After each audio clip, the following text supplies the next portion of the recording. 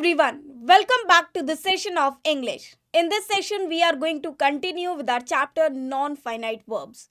Well, this is part 6. Now, in all these sessions, we have been revising non-finite verbs with some additional points. We were doing infinitives. So, in this session as well, we are going to continue with infinitives.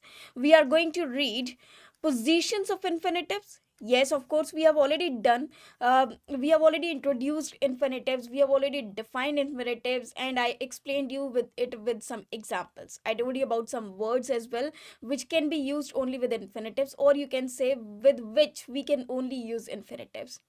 Well, we have discussed something about infinitives in our earlier session.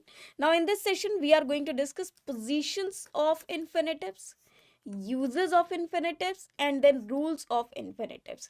Now this really matters, that where you place infinitives in a sentence, because we know well that infinitives is 2 plus verb 1. Now what is the position of this structure? So we will discuss in this session only. Well, in our earlier session we had also discussed infinitive versus gerund. That is, I told you the difference between infinitives and gerunds, and where to use infinitive and where to use gerund. Now in this session we are going to discuss infinitive's position according to gerund as well. Now let's begin the session. First of all, verbs followed by object 2 plus verb 1 to infinitive. It means sometimes what happens when we have this structure like verb, we have 2 plus verb 1. Now this is infinitive. This structure is known as infinitive, which is after the main verb. Now this is main verb, and after that we get infinitives. But sometimes it happens that first of all verb, then we have an object, and after that we have infinitive. This can also be the structure in the sentence. The first structure is verb plus infinitive, and the structure can be verb plus object plus infinitive. This can be as well. Now these verbs are followed by an object, usually a pronoun or noun. Obviously an object is formed of either a noun or pronoun, and then by a to infinitive. Now this to infinitive, what does this to infinitive refers to? We have infinitive that is 2 plus verb 1, and we also have bare infinitives in which we keep verb 1 but not 2 with it. So we have two infinitives or infinitives without 2, or we can say bare infinitives or two infinitives. So let's begin this session, or let us see some examples. Suppose we have a word advice. Now advice, when we give some suggestion or when we give some opinion to someone else, or to provide some advice so that he may act upon it. She advised me to maintain accounts. Now here we can see that advised is verb, and this is main verb, that she advised me, that she has given me an advice. Sorry, she has given me a piece of advice. So this advised is verb, and what advised? She advised to whom? Me. So this is object, and what? To maintain. So this is again like an object, but this is an infinitive because this is 2 plus verb 1. So this is infinitive or to infinitive, to maintain accounts. Now if we have a word allow, in this word as well, we only have the structure of subject plus verb plus object, then we have infinitives. For example, we do not allow visitors to take photographs. Now allow to whom? To visitors. So this type of object always, or you can say mostly, talks about the word whom. So we do not allow visitors to take photographs. So this can be the position of infinitive in a sentence. Now let us move to the next one. Again we have a verb that is encourage, to motivate someone. They encouraged her. So encouraged is verb, this is main verb, her is object. For what? So this is again whom. They encouraged her to apply for the scholarship. So to apply is infinitive. I invited him to join our team. So this is the word replying to the word whom. This is main verb, and this is infinitive, that is to join. So these are some verbs that are always followed by object and then by a to infinitive. Now let us move to the next one, that is remind. Please remind me To call Anuj. So to call is infinitive, me is object, remind is verb. Teach. She taught us as object, taught as verb. To create a budget. So to create is an infinitive. Now let us move to the next one. He told me to wait in the lobby. Now he told me, so told is verb, me is object, and to wait is infinitive. Now one more thing is there, that we cannot have told to. We cannot have the word to or the preposition to just after the word told if the sentence is active. If the sentence is passive, it can happen. She warned him to be careful. So she want is verb, to whom, that is object, and to be, this is infinitive. Verbs directly followed by 2 plus verb 1. Now this we have already discussed in our earlier session. I told you when the uh, situation arrived, that when we do something, when we do something, to do something, when this situation appears, when we do something, to do something, whenever this situation appears, we always use infinitive. So when we do something, to do something, this is a criteria, this is the pattern by you can decide that we have to use infinitive over here.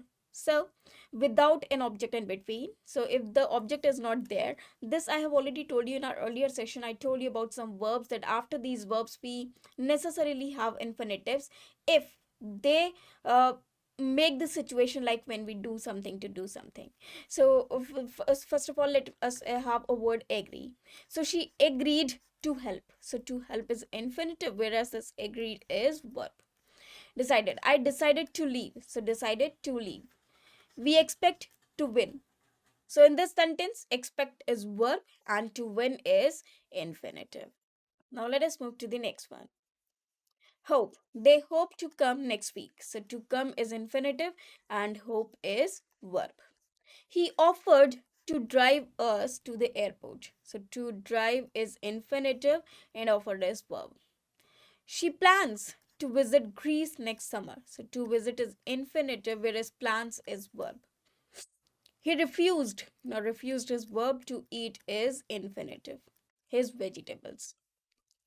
Verbs that can be followed by either object 2 plus verb 1 or directly by 2 plus verb 1. So it can also happen that we have some verbs after which we can have both the structures or either of the two structures. For example, I want to go. This is direct. I also can say I want her to go. Now, there is a slight difference between the meanings of the two sentences. What does it mean? If I say I want to go, it means I myself want to go. It means it is my desire that I want to go somewhere. But if I say I want her to go, in this sentence I don't want to go somewhere, but I want her. It means I want for it for her. I want that she will go to somewhere else, or I want her. I want her that you can say that I want that she goes somewhere. I want that she goes somewhere. So I want this action for her. So there is a difference between these two sentences if we use these structures. Now let us move to the next one. The plants need to be watered. Here it means the sentence is passive, and also we are saying that this is direct sentence. We can say the plants need to be watered. It means there is a requirement of watering the plants. But if I say the plants need someone to water them, it means there is a requirement of someone who can water the plants. So in another sentence, that is like, I would like to see that movie. It means this is my desire that I want to see that movie. I would like to see it, or I would prefer to see that. So this is direct. This is showing the preference of mine. I would like you to see that movie. It means here in this sentence, in the second sentence, I don't want to see the movie. In fact, I want you, that you would see that movie. I want that you will see that movie because this movie is good. I'm advising you to see that movie. So there is a slight difference between these types of sentences. I hope you understood the point. Now let us move to the next one. verbs followed by question words 2 plus verb 1. So again we have a structure that is question word, that is what, who, whom, when, etc., where, how. Wherever we have the words of wh family, we also called question word as wh family. It means the words begins with the words begin with w or h, that is who, what, why, where, when, how. So these are question words because they are used to ask the questions, etc. Then a to infinitive. Now let us have some sentences. Whenever we have the word learn, decide, know, not decide exactly, but learn and know are necessary. Whenever we have these two verbs, what we do, we always use how to and then verb. So I learned how to how to cook from my grandmother. I cannot say I learned to cook. No, the sentence will be like I learned how to cook from my grandmother. She could not decide where to go on vacation. He knows when to speak. He knows how to swim. So these are the structures. Whenever we have such verbs, we necessarily require a question word to complete that particular infinitive structure. Now let us move to the next one. When two infinitives are connected with conjunctions to comparative words, it is common to omit the to for the second infinitive. It means, suppose there is a structure and in between we have and we have infinitives on both the sides. First of all, we'll write 2 plus verb 1. Now, there is no requirement of writing this 2 again. In fact, we can only write verb 1. There is no requirement of this 2 because this 2 is used for both. Now, this is not bare infinitive. It is the infinitive, but its 2 is also the same like this. So, this 2 is common for both these verb first forms. So, it is the one structure only. Only in between we have a connector. For example, I want to study and pass my exams. So this is correct sentence. I cannot say I want to study hard and to pass my exam. That will be incorrect. So I want to study hard and pass my exams. Now let us move to the next one. Suppose we have a word or in between to connect these two structures. Would you prefer to dine or order takeout? And now I cannot say or to order takeout. That will be incorrect. But in the sense of accept. Now here but means accept. He does nothing but complain instead of but to complain. Now whenever but is used uh, in the sense of accept or where the meaning of but is accept, what we can do, we can use he does nothing but complain. So here we are not using to again after the word but. Now let us move to the next one. Now we have a word then. Now then is obviously used in comparative degrees. So she would rather travel by train than fly. It means that she will not fly. In fact, she will rather travel by train. So she will compare or she compares or a train journey to the fly journey or the aeroplane journey. So she would rather prefer travel. So she would rather travel by a train but then fly. So instead of to fly. So here we are using now would rather is always followed by bare infinitive. It means infinitive without to. So here we cannot use to and after then again we are not using to. So here with the word rather we actually use then not to. Now let us move to the next one. Like. I would like to dance, like sing without care. Now let us move to the next one. Using infinitives after superlative adjectives or ordinal numbers like first, second, last, as well as the word only is common construction. How do we make this construction? This is the best way to learn English. So the best is superlative degree of adjective and way to learn. So to learn is infinitive. She is the most qualified person to handle this project. So to handle is infinitive. It is the easiest method to solve the problem. So to solve is infinitive and easiest is superlative degree of adjective. He was the first. to arrive at the party. Now, first is ordinal number, and we are saying the first to arrive. So, to arrive is infinitive. That is 2 plus verb 1. She is always the first to volunteer for extra tasks. So, to volunteer is infinitive, whereas the first is ordinal number. She was the second to know the secret. To know is infinitive, whereas second is ordinal. So I hope this is clear to you all. So whenever we have these types of structures, we make the sentences like these. Now this was the second. Now again, the second is ordinal. For what? She was the second. This was the second to feature in the list of bestsellers. So to feature is infinitive. He was the last to leave the office. So to leave is infinitive. I was the last to find out about the surprise. So I was the last is ordinal and to find. She's the only one to complete the task on time. So to complete is infinitive. He was the only student to score a perfect 100. So to score is again an infinitive. So with these words, we can make these structures to show the infinitives. Now let us move to the next one. Using infinitives after adjectives like easy, hard, difficult, impossible, good, ready helps specify the action related to the quality described by the adjective. For example, it is easy to understand. So here we have a word easy and we can write to understand after it. The concept when she explains it. The software is easy to use. It is hard to believe. That is story. The puzzle is hard to solve. It is difficult to find a job in this economy. The question was difficult to answer.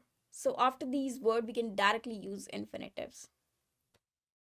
It is impossible to reach him. He is on a mountain track. The task seems impossible to complete in such a short time. So to impossible, to reach, these are infinitives. It is good to see you after so long. So it is again an infinitive. I'm ready to go now. So to go is infinitive. So these are the infinitives. When using qualifying determiners followed by nouns, it is common to use 2 plus verb 1 structure to indicate a specific action related to quantity. Now it is written quantifying determiners. Quantifying determiners refer to when we talk about the determiners which are showing the numbers or the quantity. Now, let us take some examples. He has a few books to read during summer. So, a few books. A few is quantifying the number of books, though it is indefinite quantity. There are a few tasks to complete. This is called infinitive over here. Before we can wrap up the project. There is little time to waste. The deadline is approaching. Now here in these sentences we can see whenever it is written to read, it means we have some books. For what? To read. So this is showing the purpose. There are a few tasks to complete. This is also showing the completeness that it has to be done. So this is again the purpose, the reason. There is little time to waste. So we have nothing. Little time means there is no time to waste. Now let us move to the next one. She has little patience to deal with such issues. It means she has no patience at all. For what? To deal. We have plenty of food to eat. There are plenty of games to play at the carnival. So these to deal, to eat, to play, these are infinitives. I do not have enough money for what? To buy the car. So to buy the car is infinitive. There is enough space for what? To store. So to store is infinitive. So these words are showing the purpose. He has too much work for what? To do. So this is again infinitive over the weekend. Now let us move to the next one.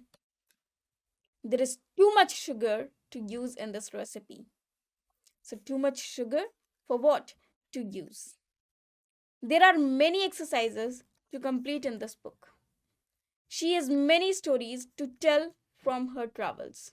So they are travelogue maybe. So these are infinitives.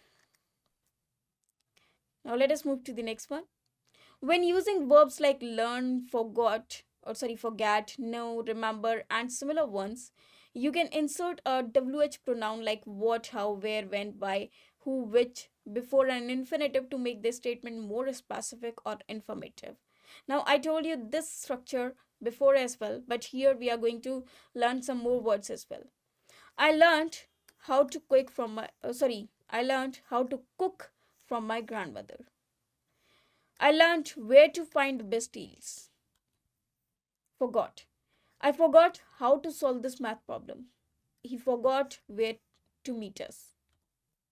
No. Do you know how to dance? She knows where to go for the best coffee. Remember. I remember how to play the guitar. Can you remember where to find that book?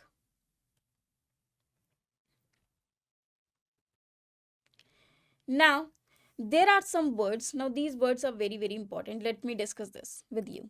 We have a structure of have to, or has to, or had to. Then we have want to. Then we have is to, am to, are to. Now, what are these three structures? And what is the difference among these? Suppose I say, I have to do this work. It means this is my compulsion. There is compulsion that I have to do this work. Uh, let's say that this is just a compulsion. Maybe I don't want to do that, but I have to do it just because this is necessity, or this is has to be done by me. So I have to go there. I have to complete the project on time. I have to take these lectures. So have to just showing the compulsion, not your desire. But if I say I want to do this, it means it is my will. It is my desire that I want to do this. I want to do this happily. But if I say I is to, I am to, I are to, it means I am to, he is to, they are to. Now, whenever we have to do some work, or suppose, let me take some example. There is a boy A. Now, he likes to play cricket and he wants to play cricket. He wants to play cricket just because it is his desire. Cricket. So it is his desire or will. So this is desire. If I say, but he does not have time, so he has to go his home. What he said to his friend? No friend. Now A and B are talking with each other, and B wants him to play, and B asks him to play. So yes, he said, yes, I want to play cricket. But what can he do? He has to do his duty. So I now A said that I have to go to market. Now what happens? A said to B, no, I have to go to market. It means it is his compulsion. There is some work, so he has to go to market. So here A said that I have to go to market. So this shows that it is compulsion, that he has to do this work. Now again, B said to A, okay, I'm also going towards the market. Well, you can join me. I'm on bike. Now B has a bike and he asks A that he will drop him because now B said that I am to go to market. It means B is about to do that particular work and he's saying, I'm to go to market. You can join me. So here M2 refers to when there is any work which we are doing or which we are about to do, we can say that because it is our work. But if A wants to do something, it means it is his desire. And if I say I have to go to market, or A said he has to go to market, it means it is his compulsion. So have to shows compulsion, want to show desire, and is to, am to, are to just show that this work has to be done by them, or this work is to be done by them. So we can, in general sense, we can use these phrases, or these shows compulsion and uh, desire respectively. So let us get back to the slides. We have these structures as well. The movie is to start at 8 p.m. Now this work has to be done, or is to be done, so we can say the movie is to start at 8 p.m. So this is general sense, the movie will start at 8 p.m. The guests are to arrive soon, so are to arrive means will arrive soon. The students were to take an exam, but it got postponed. So students were scheduled or expected to take an exam, but it didn't happen as planned. The shipment was to arrive yesterday. So the shipment was expected to arrive yesterday. So was to arrive, is to arrive. These are the structures which we use in general sense. Using the structure has, have, had, will have often conveys an obligation, necessity, or expectation regarding an action or the compulsion. This structure is formal and typically used in more official or planned contexts when a compulsion is there. We use these structure, that is has to, have to, had to, will have to. For example, she has to work late night. So this is compulsion or obligation. She is obliged to work late. They have to complete their assignments by Monday. It means they are required to finish their assignments. She had to attend the meeting, so she missed the party because she was obligated to. They had to submit the report last week. There was a requirement of submitting the report. Will have. She will have to study hard to pass the exam. Now, this is the compulsion that she will have to study. She will be obliged to study hard. She will have to leave early to catch the flight. There will be a necessity to leave early. Now, this structure emphasizes a sense of duty, obligation, or necessity regarding the action. Using a noun plus infinitive structure can convey a sense of necessity, duty, or obligation related to a specific person or thing. Depending on the contexts, both active and passive infinitives can be used. So, these are several structures that we have using infinitives. Now, let us move further. Now we have another types of sentences. Actually, we have two types of sentences. One is active sentence and another is passive. So if we write a sentence containing an infinitive in active voice, the structure is totally different as that of in passive voice. So we are going to discuss these structures in this part now. The plan to renovate the building has been approved. Now the plan has an obligation, goal of renovating the building. The decision to proceed was made after careful consideration. So these are active infinitive. For example, the plan to renovate the building has been approved. Now this is passive sentence, but here this plan to renovate, this is infinitive. The decision to proceed, or which decision to proceed. So here we are just showing that which. So it is replying to the word which. Passive infinitive, permission to enter was not granted. His eagerness to be selected was evident. Permission related to the act of being allowed to enter. His eagerness to be selected was evident.